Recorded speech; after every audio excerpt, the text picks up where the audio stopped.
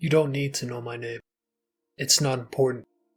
And I know that I'm bad at writing, but I need to get this down before you follow in my footsteps and find yourself on that dirt road leading to that place. Once you've entered, they don't let you leave.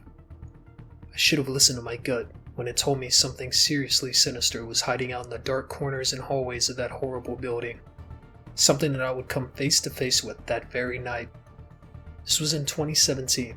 My friends and I had done a lot of abandoned exploring as a group when we were still in high school.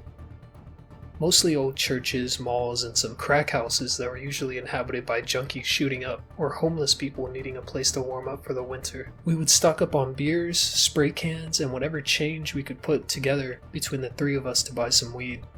It started out tame. We were just a bunch of stupid teenagers exploring old buildings, all while getting hammered and stoned in that process. We had a cheap handheld camera David got for a school film project we would use to record our adventures. Most of the footage was just our antics and vandalism we would do in these abandoned places, thinking it was the coolest shit at the time. Mark would even edit the videos during the week and post them in our group chat, and that's how we spent the rest of our summer, each abandoned place getting crazier than the last until we'd seen it all in our town. One Friday night in November, David and Mark were at my place, where we would drink and smoke every weekend, thinking about the next place we would explore. We had already been everywhere in town and it was getting repetitive. That's when we settled on the Elm Creek Health Facility, an abandoned mental asylum 45 minutes up north of town. We heard stories about kids exploring and going missing, but obviously urban legends weren't holding us back from having a good time. David had a great-grandmother who was admitted there in the 40s because of her severe schizophrenia and manic episodes. Doing my research on the place now, it was famous back then for its inhumane experiments on patients and was closed down in 1963 after many cases of abuse were reported. The facility was shut down, but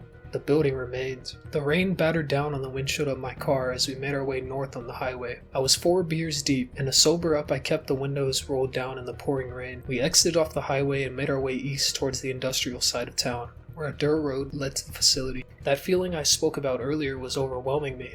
A sense of existential dread, fear, and excitement washed over me as we turned into the dirt road, only lit by my headlights. The rain was still coming down heavily, only stopping when we were enshrouded in the tall and thick trees across the dirt road. We parked when we reached the no trespassing gate. Mark handed David and me flashlights and we set out on the path to the building on foot.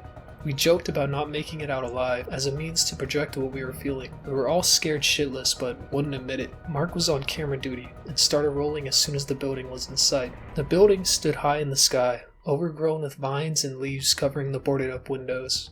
We were lighting up a joint when we first heard the voice. "You guys exploring too? There's an entrance over here. Come here and I'll show you." The voice rang out in the cold rain emanating from somewhere outside of the building. When Mark responded to the voice and said, "Yeah, we've never been here. Where are you?" No answer. We couldn't see where the voice had come from, as we were still far from the building, so we just shrugged it off as another group of explorers, and maybe we would get the chance to see them when we got inside. We approached the building and scouted the perimeter for any entrance point we could find, until we found an open window behind a grate. Mark kicked the grate in, and we descended into the basement of that building. The smell was the first thing that hit us. Mold and rotten wood. The room was full of graffiti and medical instruments, and books were strewn haphazardly across the room. Smashed beer bottles and cigarette butts lined the floor and made it apparent that we were not the first or the last people to ever enter this building. We made our way out of the room and down one of the long and winding corridors, asking, "Hello? Is anyone there?" To which we received no response. We brushed it off as maybe the group had left before we made it up to the building, even though we knew it wasn't possible. And we continued before Mark stopped and said, "I heard this place has a room where they did experiments on patients. It would be sick to get that on film. Let's split up, and if one of you finds it, call the others." Before I could object, he was walking down the staircase with the camera pointed at his face, talking to the audience vlog style. David was just as scared as me, but to look unbothered, he offered to take the 3rd floor and let me explore the main floor on my own. I went room by room, shaking with nervousness and mentally documenting what I saw to tell the others later when we were done. The feeling of being watched was enough for me to start calling out to Mark and David, to which I received no response. That's when I started running back towards the beginning of the corridor to where we had split up in the first place. That was where I saw him. Mark was standing in the corridor, back turned to me and not moving. "Mark, what the fuck? This isn't a time to joke around. I want to leave." He didn't move. A chill ran down my spine as the man turned around and revealed himself. It wasn't Mark. It was me. That man was a carbon copy of my face except for the soulless void of black in his eyes. His face twisted up into a grin. My body was frozen, and I stared in horror as he mimicked me perfectly. "Are you lost, Jason?" I backed away slowly, tripping over garbage on the floor in the process. "Why are you trying to leave, Jason? They don't let you leave here, just like David's great-grandmother." I regained my footing and turned towards the staircase. I raced down the stairs toward the basement we entered, tripping and stumbling while trying to convince myself this was some sort of elaborate prank. That was when I heard him start to run. He chased me down the stairs and throughout the basement until I got to the room we entered. I halted across the lawn, not looking back even when I heard the distant shrieking of David and Mark.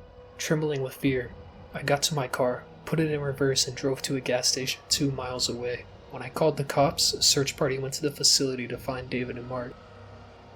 They are still missing to this day. Every night in my dreams I am in that building. If you ever find yourself on that dirt road, remember this: they don't let you leave.